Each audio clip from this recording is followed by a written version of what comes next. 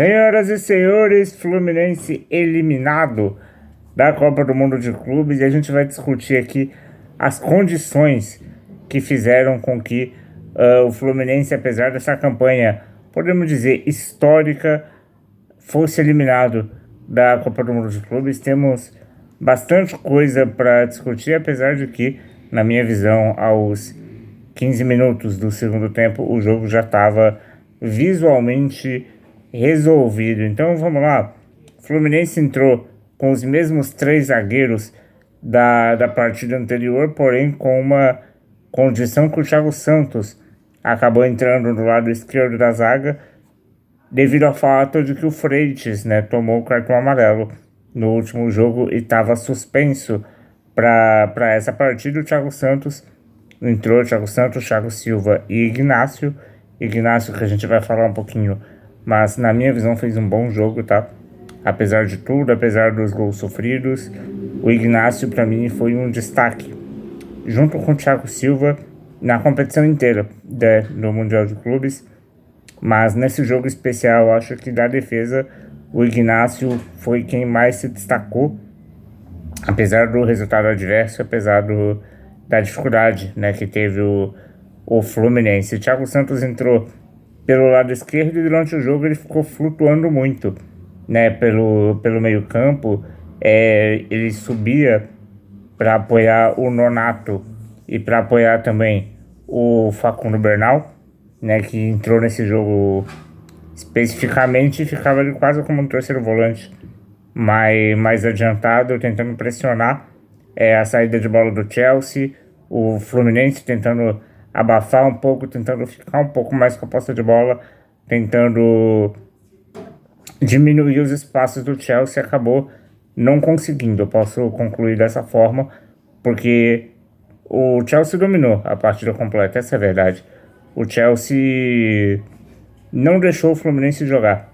Durante todo o jogo você via isso, com pequenos relapsos, com pequenas fagulhas de reação do Fluminense, mas a tônica do jogo em geral foi que o Fluminense perdesse na posse de bola e no controle de jogo para o Chelsea. E aí a gente vai para o meio de campo, e aqui está o grande X da questão, tá?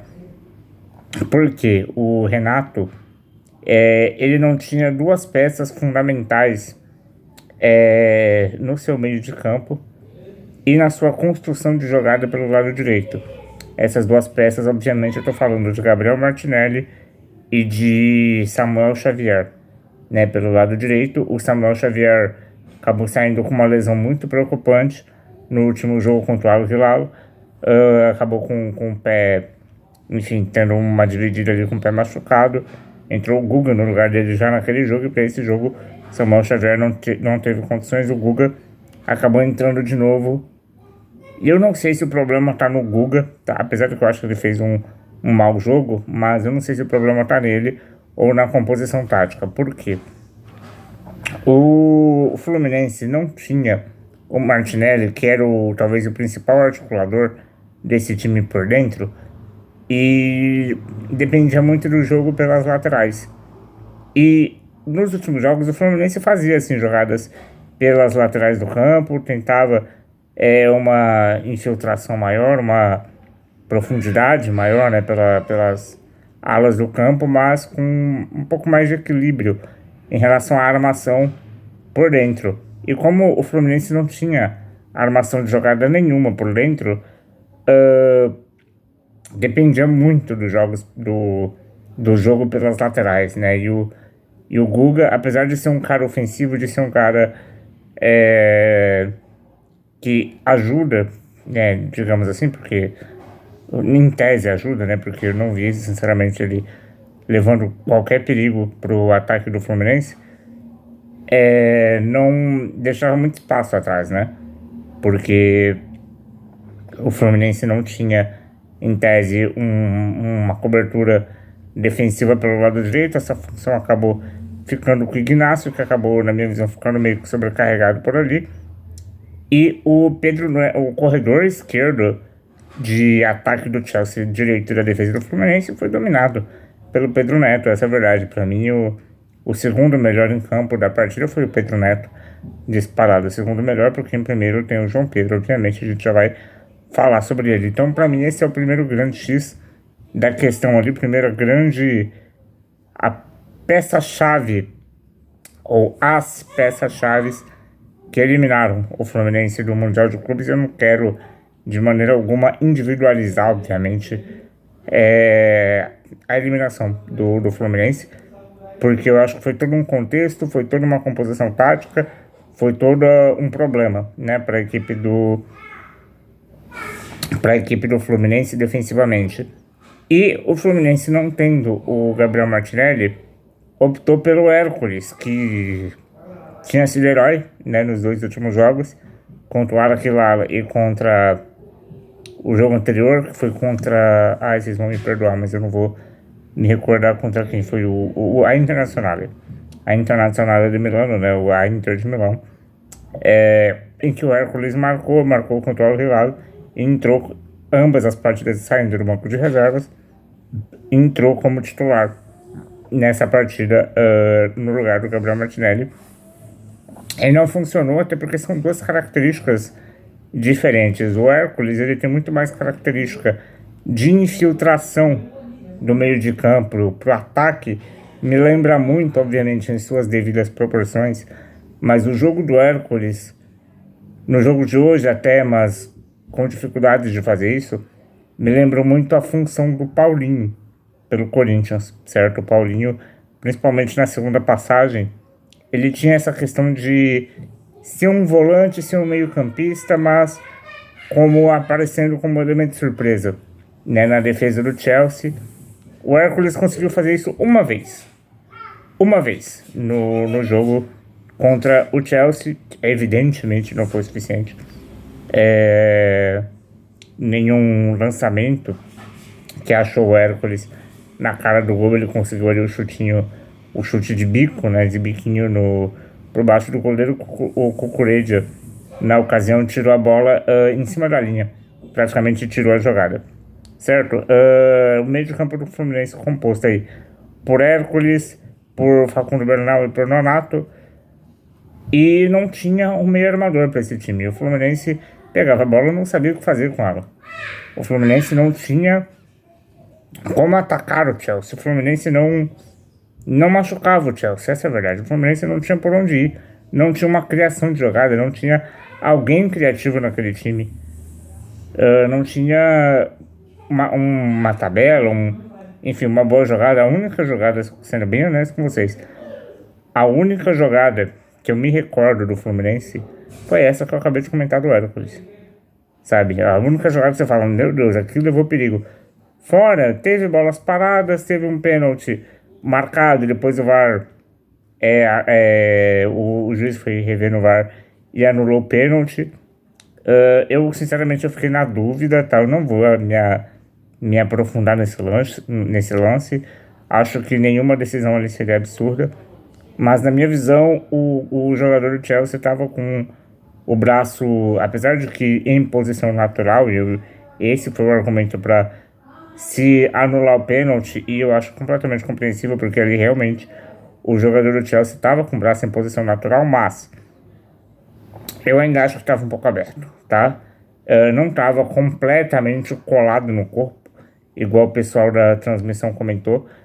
Eu vi ali um pouquinho do braço aberto e a bola, aquele negócio, se não tivesse braço, a bola teria ido em direção ao gol, sabe? Mas isso não necessariamente está na regra, né? E enfim, o pênalti foi anulado e tudo certo. Não acho também que ia mudar grandes coisas. O Chelsea mereceu passar do Fluminense, isso é fato. Mas fora isso, fora essas bolas paradas, fora essas chegadas, né, mais esporádicas, o Fluminense não conseguia jogar. O Chelsea passava a maior parte do tempo com a bola e controlava, simplesmente controlava o Arias, que até então tinha sido um dos melhores, o melhor jogador do Fluminense nessa Copa do Mundo de Clube e um dos melhores jogadores de toda a Copa do Mundo de Clubes, ficou completamente sacrificado nesse jogo, porque a função do Arias Ele é um velocista, ele é um driblador, ele é um cara da jogada individual, ele é um cara do X1, ele é um cara de trocar e deixa ele resolver. E vinha resolvendo. Ele funciona muito também com um pouco com espaço para jogar, né? Num contra-ataque, o Arias ele é muito perigoso nesse sentido. Só que ele ficou completamente sacrificado com o Fluminense não tendo uma armação de jogada por dentro. O Fluminense não tinha condução de bola, o Fluminense não conseguia perfurar a defesa adversária e o Arias acabava caindo por dentro para tentar ali alguma coisa, só que o Arias não é esse jogador. O Arias não é esse articulador, esse meio armador e não conseguiu fazer nada ali, né? Vamos ser sinceros, não conseguiu fazer absolutamente nada nesse meio de campo. Acabou que foi completamente sacrificado, fez uma função ali que não era dele e não conseguiu resolver. O Guga, que foi quem ficou infiltrado pela ponta direita, tampouco conseguiu fazer alguma coisa.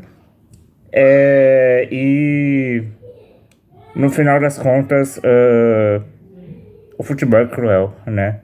O futebol é cruel, eu acho muito legal como foi feita, aqui abrindo parênteses, a transmissão da Cazé TV com a narração do Luiz Felipe Freitas, que, diga-se de passagem, é um baita de um narrador e é torcedor fluminense, né? E ele comentando ele teve uma fala na transmissão que eu achei muito legal, que é: a gente produz e eles usufruem. E foi exatamente isso, né? O João Pedro é cria de Xerém. O João Pedro é jogador da base do Fluminense e foi recém-transferido para o Chelsea. O que aconteceu? Melhor em campo. 2 gols do João Pedro. Os seus 2 primeiros gols com a camisa do Chelsea. Os seus 2 primeiros gols em um clube de vitrine, em um clube em que vai fazê-lo com que as pessoas parem de olhar ele com maus olhos ao vestir a camisa da seleção brasileira. Pelo menos em tese, né? E foi ele quem marcou os 2 tentos que eliminaram o Fluminense na Copa do Mundo de Clubes, que eliminaram o seu clube formador da primeira competição mundial do mundo, né? Do mundial do mundo é ótimo, mas mundial de clubes, né? Então, futebol é cruel, marcou 2 gols do João Pedro. E no mais, vamos ser sinceros aqui, no mais, a partir dos 15 minutos, no mínimo, então eu tô sendo generoso, do segundo tempo, a partida já estava visualmente resolvida. Você não podia cravar que estava resolvida porque é futebol. Futebol acontece ali uma bobeira, com 2 gols nos acréscimos, muda totalmente o jogo. Mas se a gente tivesse visto aquela mesma ilustração, digamos assim, de partida no basquete, você já poderia dar ali naquele momento o Fluminense como eliminado, porque não tinha nada que soasse razoável aos seus olhos que pudesse pintar com o Fluminense no mínimo respirando naquele campeonato. Não tinha.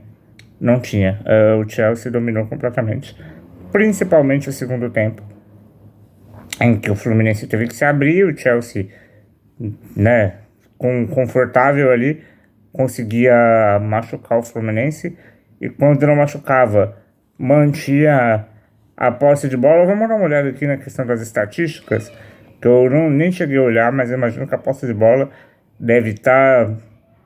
Aqui, ó, nem foi tão discrepante aqui, ó. Tá 46 pro Fluminense e 54 pro Chelsea. Mas eu vi que em determinado momento tava até 60%, 70% pro Chelsea, sabe? E o tal do XG, né? Gols esperados, 1,60 do Chelsea, 0,88 do Fluminense.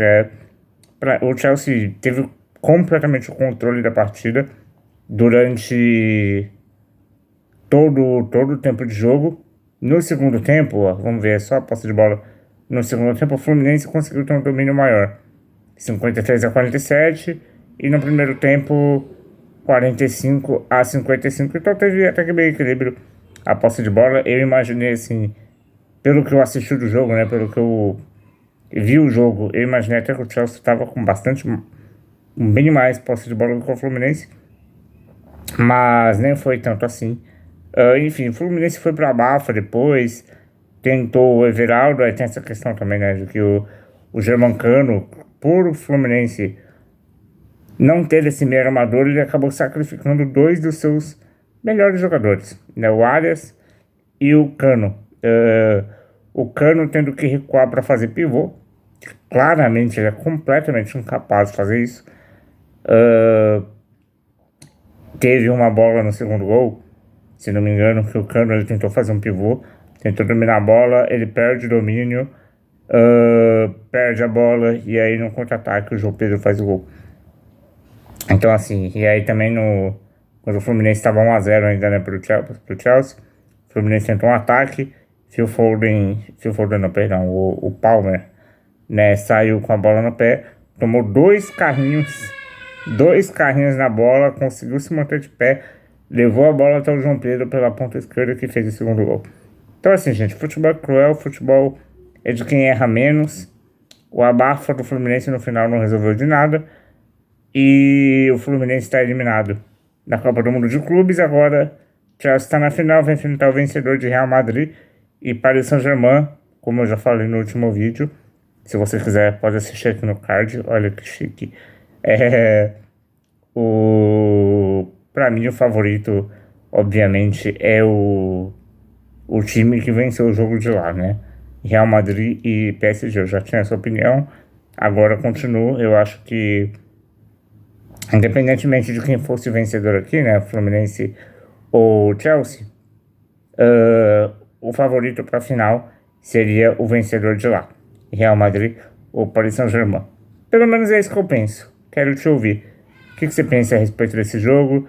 O que você pensa sobre essa final do Mundial de Clubes? Comenta aqui embaixo. Se for de maneira respeitosa, sua opinião será sempre bem-vinda.